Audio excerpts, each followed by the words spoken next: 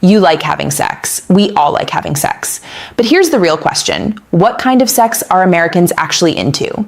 Hi, I'm Dr. Nerita, a board-certified urologist with 12 years of experience helping men protect their prostate, improve performance, and feel confident in their sexual health. And today, I'm breaking down the top 10 sexual activities Americans are into, based on one of the largest nationally representative studies ever done on this subject. Now, before we get started, let me ask you, where are you watching from? Drop it in the comments. I love seeing this community come together from all over the world. And while you're there, don't forget to like this video, subscribe, and hit that bell icon, because we've got a lot more frank, honest, and supportive men's health content coming your way. And trust me, number 9 and number 10 on this list are going to shock you. Here's something I want you to remember right up front. There's no single normal way to express your sexuality.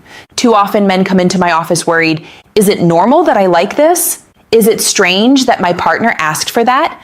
Am I the only one who does this? And the truth is, sexuality is as diverse as fingerprints. What feels intimate, exciting, or pleasurable to you may be different from your neighbor, your coworker, or your brother-in-law. And that's okay. This study shows us one big takeaway. You are not as unusual as you might think. Millions of people are exploring, experimenting, and enjoying a wide range of activities, most of them perfectly healthy, normal, and common. So where does this information come from?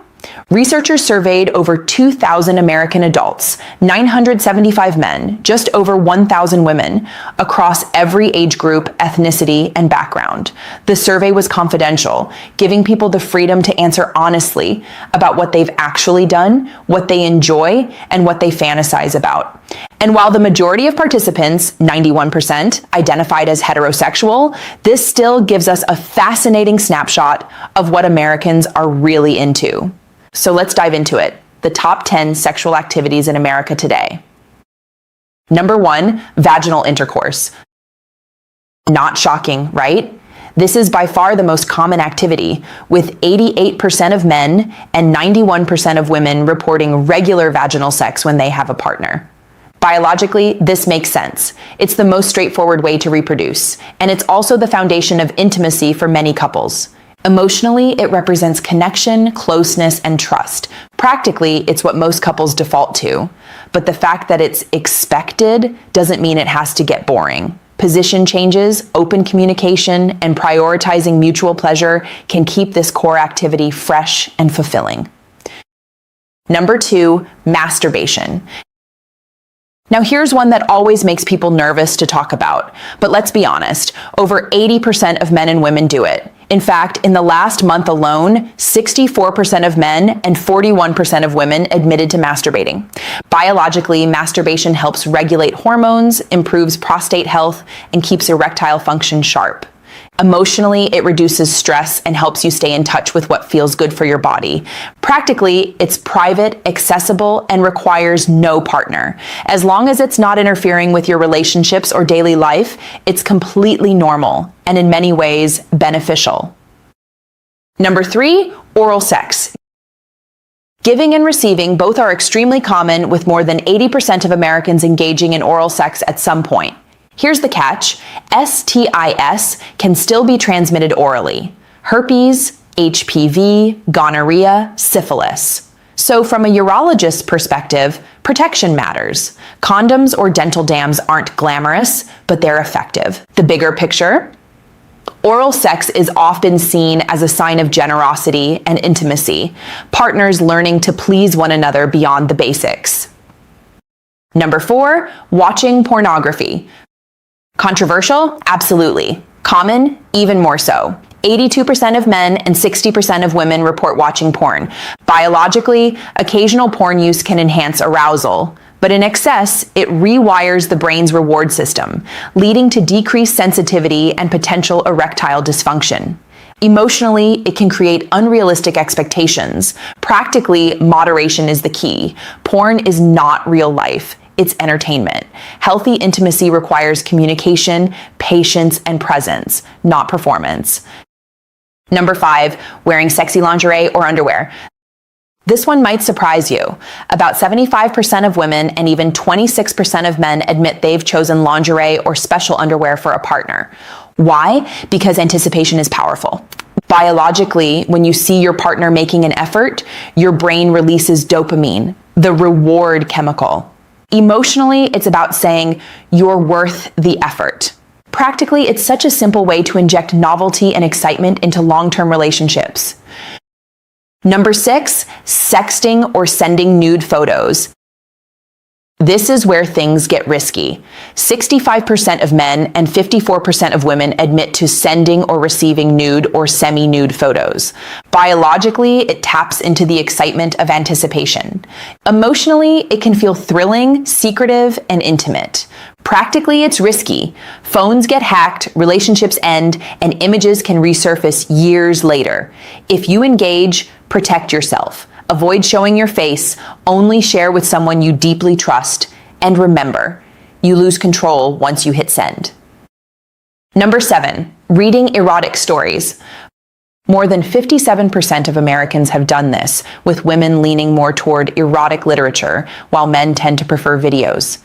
Biologically, arousal isn't just visual, it's mental. Emotionally, it allows for safe exploration of fantasies. Practically, this can be a great couples activity. Reading together, sharing what excites you, and using that as a springboard for real intimacy. Number 8, public sex. Now we're getting into the surprising territory. About 43% of people admit to having sex in a public place at least once. Biologically, the adrenaline rush heightens arousal. Emotionally, it's the thrill of the forbidden. Practically, it's illegal in most places, and being caught can have lifelong legal consequences, so weigh the risk carefully. Number 9, anal sex. Yes, this one is far more common than most people think. 43% of men and 30% of women report engaging in anal sex. Biologically, the anal region is full of nerve endings. For men, it can stimulate the prostate. For women, it's close to other sensitive areas. Emotionally, it can carry stigma, but for many, it's an expression of trust and exploration. Practically, it requires preparation, plenty of lubrication, slow pace, and absolute communication to avoid injury or infection. Number 10, spanking. Here's the shocker. About 30% of Americans admit to spanking or being spanked during sex. Biologically, mild pain and pleasure both activate similar brain pathways, releasing endorphins that heighten arousal. Emotionally, it can be playful, kinky, or deeply intimate depending on the couple. Practically, it's safe as long as it's consensual. Agree on boundaries, safe words, and comfort levels. So what does all this mean for you? Talk openly with your partner. Curiosity and communication build trust. Prioritize safety. Whether it's STI protection, digital caution, or physical preparation, respect your health. Explore slowly. Novelty can be exciting, but it's most rewarding when approached with patience and care. I want you to hear this clearly. There is nothing strange about you. If you've tried some of these activities, normal. If you've never tried them, also normal. If you're curious but hesitant, that's okay too. Your sexuality is valid and your desires are part of being human. Age doesn't mean shutting the door on passion, intimacy, or exploration. In fact, some of the happiest couples I see in my practice are the ones who keep curiosity alive, whether that's with lingerie, storytelling, or simply a deeper kiss. So here's my challenge to you. Talk to your partner tonight. Ask what excites them. Share what excites you. And remember, it's not about doing everything on this list. It's about creating intimacy that makes you both feel alive. If you found this video eye-opening, hit that like button, subscribe, and share it with someone who'd enjoy a little reassurance that they're not alone. I'm Dr. Nerita, reminding you, your age does not define your vitality. Small changes can spark big transformations in your health, your confidence, and your intimacy. See you in the next video.